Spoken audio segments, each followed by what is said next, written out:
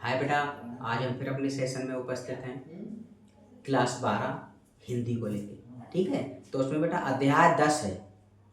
अध्याय 10 है तो उसमें काव्य सौंदर्य के तत्व आते हैं। उसमें रस, छंद, अलंकार। तो कुछ रस तो मैं आपको बता चुका हूँ, जैसे हास्य रस है, करुण रस है, ठीक है, श्रृंगार रस है, और छंद भी मैं कुछ बता चुका हूँ आपको। जो रह गए हैं वो मैं कंप्लीट आपके करा दूंगा। तो आज हम बात करते हैं रस में। कौन से? भयानक रस पे, कि भयानक रस होता क्या है, कैसे लिखना है, आपको क्या करना है।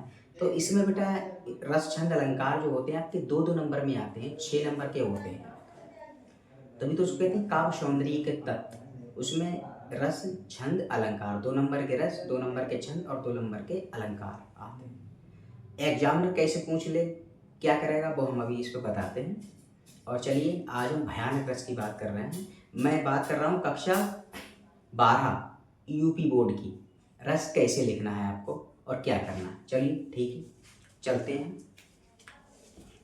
अब यहाँ अपने हेडिंग तो देख ही ली, भयानक रस। अब यहाँ 1+1 बराबर 2। तो इसमें कभी कभी ये पूछ लेता है लेखक कि भयानक रस का स्थायी भाव बताइए, या भयानक रस की परिभाषा बताइए और उसका कोई एक उदाहरण लिखिए। या भयानक रस का या किसी भी रस का कोई उदाहरण दे देता है आपको, तो उसमें मालूम करता है कि इस रस में कौन से उदाहरण का प्रयोग किया गया है, या इस रस का स्थायी भाव बताइए क्या है। तो इस चक्कर में 1+1 बराबर 2।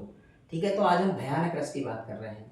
और हाँ, एक बात बेटा याद रखिए, आपको हरे से और लाल से नहीं लिखना है। ये तो मैंने थोड़ा बोर्ड में लाइटिंग आ जाए ना, आपको दिखाई दे जाए, इस चक्कर में लिखा। आपको नीले से और काले से करना है। ये काले से, ये काले से, ये काले से, और ये काले से, और ये घोर काले से, और बाकी सब नीले से करना होता है आपको।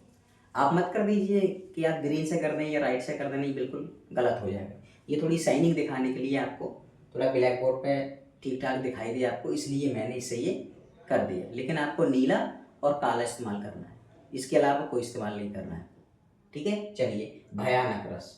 अब इसकी बेटा परिभाषा क्या होगी भयानक रस की, या भयानक रस होता क्या है, इसमें हम चलते हैं। तो भयानक रस का स्थायी भाव बेटा क्या होता है? भय। भय माने क्या होता है बेटा? भय माने डर। ठीक है, भयानक रस का स्थायी भाव भय है। किसी भयानक वस्तु को देखने, घोर अपराध करने पर दंडित होने के विचार शक्तिशाली शत्रु या विरोध के सामना होने की आशंका से उत्पन्न भय के पुष्ट होने पर भयानक रस की सिद्धि होती है, या भयानक रस उत्पन्न होता है, या भयानक रस कहलाता है। ठीक है, मैं दोबारा फिर बता रहा हूँ बेटा, भयानक रस आपको नहीं करना है हरे से और लाल से, आपको ब्लैक से करना है और नीले से करना है। ये तो थोड़ी लाइटिंग के लिए मैंने आपको बता दिया, इस पर किताब को आपको दिखाई दे ठीक ठाक, लेकिन आपको नहीं करना है। आपको ये काले से करना है, ये काले से, ये काले से, और ये काले से, और ये काले से, और ये पूरा नीले से करना है। और हाँ, परिभाषा भयानक रस ये आपको काले से करना पड़ेगा। इसके अलावा और कोई इस्तेमाल मत करिए, नीला और काला ये इस्तेमाल करिए, और ज़्यादा नहीं तो गलत हो जाएगा आपका। ठीक है, फिर परिभाषा पे आ रहे हैं। भयानक रस का स्थायी भाव बेटा क्या होता है? भय होता है। भय होता है किसी भयानक वस्तु को देखने।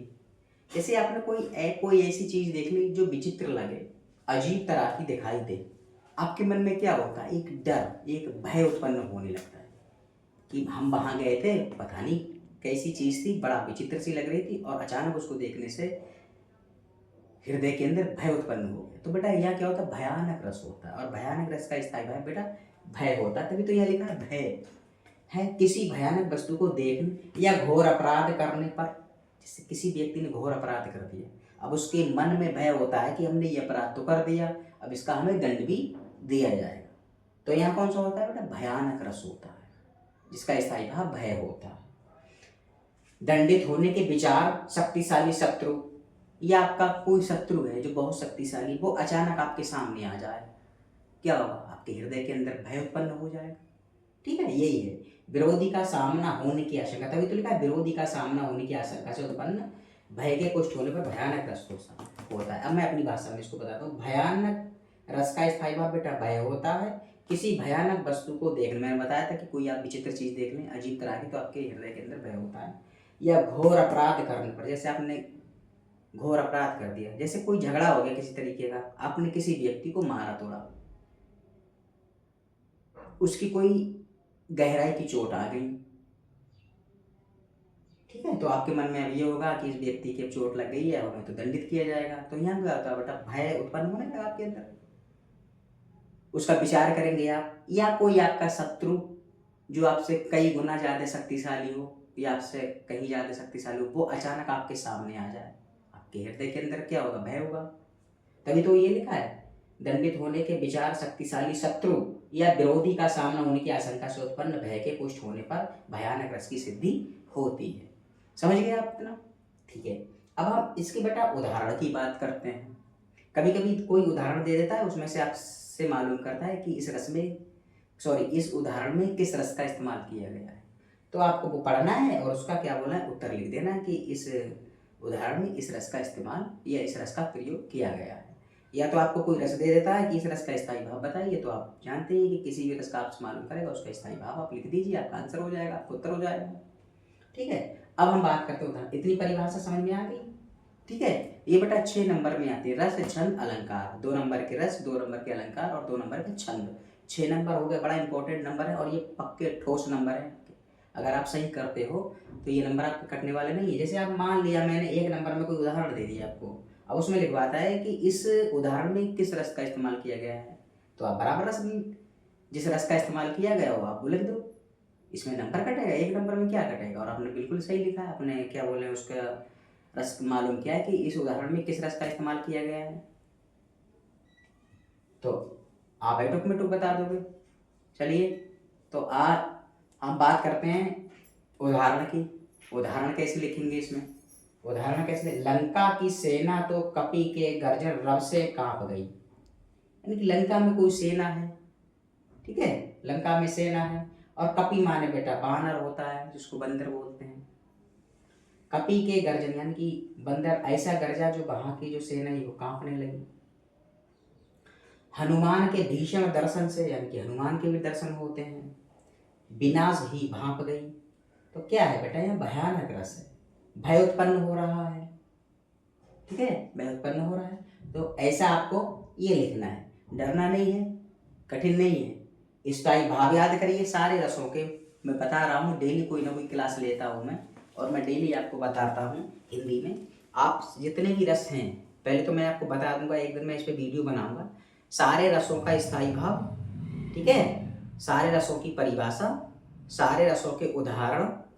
देखिए उदाहरण तो मैं आपको बता दूंगा, समझा दूंगा, फिर आपको खुद छांटने में आसानी हो जाएगी, ठीक है, दिक्कत लेने की कोई बात नहीं है।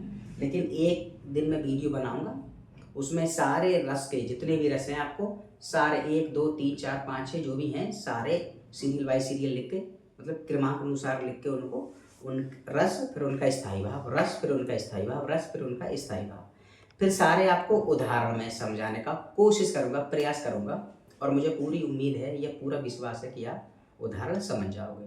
और अगर आप उदाहरण समझ गए हैं तो आपको दिक्कत नहीं होगी, फटाफट आप कति बिल्कुल छांट लोगे। 1 मिनट का काम आप आधे मिनट में करने की वहाँ कोशिश कर जाओ। और समय की बड़े पाबंदियाँ होती, घबराने वाली बात नहीं, ऐसा मैं बनाऊँ। तो आइए, भयानक रस हो गए, समझ गए होंगे कि भयानक रस का स्थायी भाव क्या होता है। और हाँ, ये प्रश्न नंबर बेटा 10 है, जिसको अध्याय 10 बोलते हैं, ठीक है, काव्य सौंदर्य के तत्व। इसमें आते हैं रस छंद अलंकार, 6 नंबर के होते हैं, 2 नंबर के रस, 2 नंबर के अलंकार और 2 नंबर के छंद, ये आपको पढ़ना है। तो बड़ा पक्के नंबर होते हैं, ठोस नंबर होते हैं, बिल्कुल निश्चिंत होकर आप तैयारी करिए। और मैं डेली हिंदी का हाई स्कूल और 12 मतलब 10वीं और 12वीं का डेली मैं हिंदी का कोई ना कोई क्लास लेता हूँ, निःशुल्क पढ़ाता हूँ, कोई पैसा नहीं लेता इसका। और मैं उम्मीद करता हूँ कि आप बड़ा मन से सीखते हो। और हाँ, मैं दोबारा फिर ये आपसे कहना चाहता हूँ कि आपको ये बिल्कुल भी ग्रीन और राइट से लिखने की परमिशन नहीं है, लिखना नहीं है आपको। आपको इस्तेमाल करना है नीला और काला।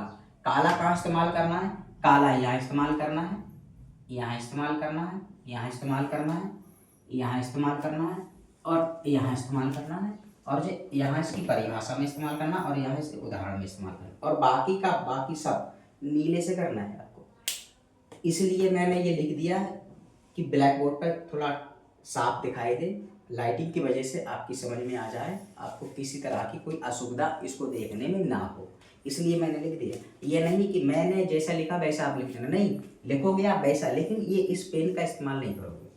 जैसे ग्रीन है, ग्रीन का इस्तेमाल नहीं करोगे, राइट है, राइट का इस्तेमाल नहीं करोगे, नीला और काला, इन दो पेनों के अलावा किसी पेन का आपको प्रयोग करने का कोई अधिकार नहीं है परीक्षा में। इस बात का ध्यान रखना, ये लाइटिंग की वजह से, ताकि आपको साफ दिखाई दे, इस स्मारक पेन का मैंने इस्तेमाल किया। अब आप ये मत करना कि जैसे मैंने लिखा ग्रीन से और राइट से वैसा आप कर दो, बिल्कुल नहीं है, ये गलत हो जाएगा। आपको नहीं लिखना है, आपको नीला और काला इस्तेमाल करना है।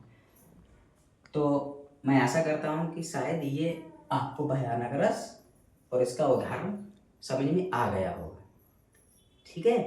और ध्यान से पढ़िए, मन लगा के।